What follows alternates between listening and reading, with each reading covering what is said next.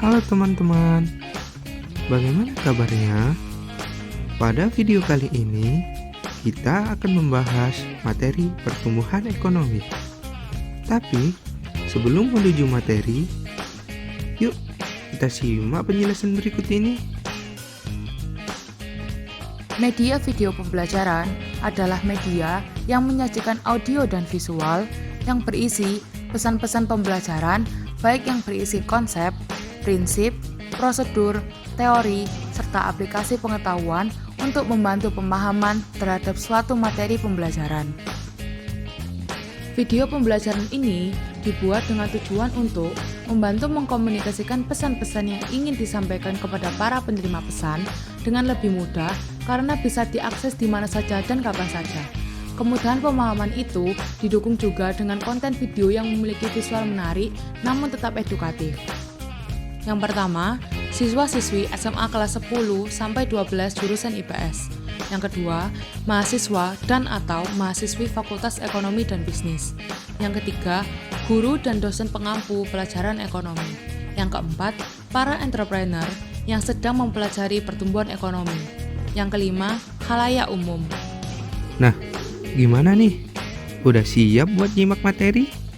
Yuk, langsung saja kita simak materinya bersama-sama.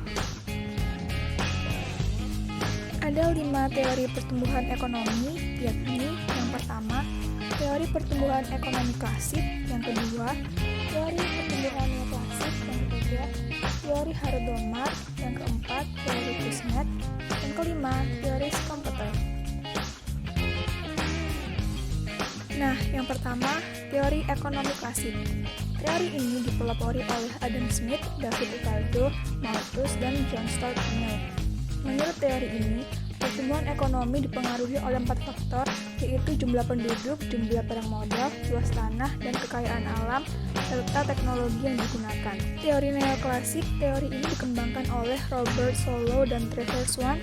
Teori ini berpendapat bahwa pertumbuhan ekonomi bersumber pada penambahan dan perkembangan faktor-faktor yang mempengaruhi penawaran agregat. Teori pertumbuhan ini juga menekankan bahwa perkembangan faktor-faktor produksi dan kemajuan teknologi merupakan faktor penentu dalam pertumbuhan ekonomi. Yang ketiga, teori Hardt-Domar.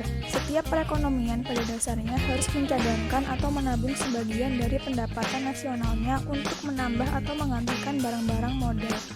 Untuk memacu proses pertumbuhan ekonomi, dibutuhkan investasi baru yang merupakan tambahan neto terhadap cadangan atau stok modal capital stock. Yang keempat, teori Kuznets. Teori pertumbuhan ekonomi Kuznets menunjukkan adanya kemampuan jangka panjang dari pertumbuhan ekonomi suatu negara untuk menyediakan barang-barang ekonomi kepada rakyatnya. Hal ini dapat dicapai apabila ada kemajuan di bidang teknologi, kelembagaan, dan penyesuaian ideologi. Dan yang kelima, teori Schumpeter. Pertumbuhan ekonomi adalah peningkatan output masyarakat yang disebabkan oleh semakin banyaknya jumlah faktor produksi yang digunakan dalam proses produksi masyarakat tanpa adanya perubahan teknologi produksi itu sendiri. Berdasarkan teori tersebut, dapat disimpulkan bahwa pertumbuhan ekonomi adalah perubahan kondisi perekonomian suatu negara secara berkesinambungan dalam jangka waktu tertentu. Sedangkan, teori pertumbuhan ekonomi merupakan pendapat tentang faktor-faktor yang mempengaruhi atau menentukan pertumbuhan ekonomi yang saling berinteraksi satu sama lain. Lalu, apa aja sih faktor dari pertumbuhan ekonomi? Nah, teman-teman, faktor yang mempengaruhi pertumbuhan ekonomi itu sendiri itu dibagi menjadi 2 jenis, yaitu faktor internal dan faktor eksternal. Jadi, faktor internal yang mempengaruhi dalam pertumbuhan ekonomi yaitu yang pertama, sumber daya alam. Bagi pertumbuhan ekonomi, ketersediaan sumber daya alam yang melimpah adalah sangat baik dalam menunjang pembangunan. Yang kedua, sumber daya manusia.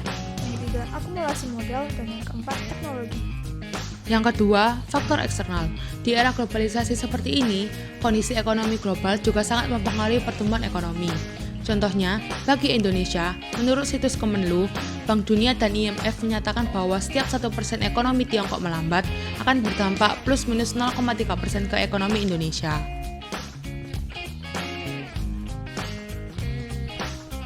Dalam pertumbuhan ekonomi, terdapat indikator yang biasanya digunakan untuk mengukur pertumbuhan, yakni yang pertama, pendapatan nasional, yang kedua, pendapatan per kapita, yang ketiga, tingkat tenaga kerja dan pengangguran, dan yang keempat, kesejahteraan masyarakat.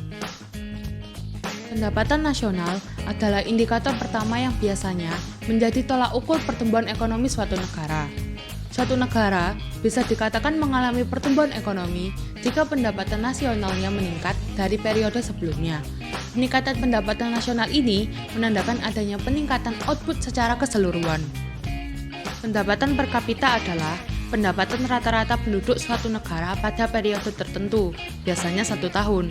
Pendapatan per kapita bisa juga diartikan sebagai jumlah nilai barang dan jasa rata-rata yang ada atau tersedia bagi setiap penduduk suatu negara. Indikator pertumbuhan ekonomi suatu negara yang ketiga adalah perbandingan jumlah antara jumlah tenaga kerja dan jumlah pengangguran yang ada. Suatu negara dikatakan memiliki pertumbuhan ekonomi jika jumlah tenaga kerja yang dimilikinya lebih tinggi daripada jumlah pengangguran yang ada. Kesejahteraan masyarakat bisa dilihat dari tingkat kemiskinan yang semakin berkurang dan daya beli masyarakat yang semakin meningkat. Daya beli yang meningkat dan merata salah satunya bisa dilihat dari distribusi barang dan jasa yang lancar di seluruh wilayah negara yang bersangkutan. Oh, jadi gitu. Lalu, bagaimana dengan kondisi pertumbuhan ekonomi Indonesia ya? GDP merupakan salah satu metode untuk menghitung pendapatan nasional. GDP atau Produk Domestik Bruto merupakan nilai pasar dari semua barang dan jasa yang diproduksi oleh pekerja dan properti yang berada di suatu negara. GDP dapat juga didefinisikan sebagai sebuah ukuran keseluruhan dari produksi total ekonomi sebuah negara. Badan Pusat Statistik atau BPS mencatat pertumbuhan ekonomi Indonesia pada kuartal 1 2020 sebesar 2,97% year-on-year. Pertumbuhan tersebut mengalami kontraksi 2,41% dibandingkan triwulan 4 2019. Menurut data dari Badan Pusat Statistik, Produk Domestik Bruto atau PDB RI pada kuartal 2 2020 minus hingga 5,32%. Secara kuartalan, ekonomi terkontraksi 4,19% dan secara kumulatif terkontraksi hingga 1,26%. Ekonomi Indonesia triwulan 3 2020 terhadap triwulan sebelumnya meningkat sebesar 5,05%. Dari sisi produksi, pertumbuhan tertinggi pada lapangan usaha transportasi dan pergudangan sebesar 24,28%. Dari sisi pengeluaran, pertumbuhan tertinggi dicapai oleh komponen pengeluaran konsumsi pemerintah yang tumbuh sebesar 16,93%. Jadi, pertumbuhan ekonomi adalah sebuah proses dari perubahan kondisi perekonomian yang terjadi di suatu negara secara berkesinambungan untuk menuju keadaan yang dinilai lebih baik selama jangka waktu tertentu yang dipengaruhi oleh beberapa macam faktor. Dalam mengukur pertumbuhan ekonomi, ada beberapa indikator, salah satunya adalah pendapatan nasional yang diperoleh dari GDP.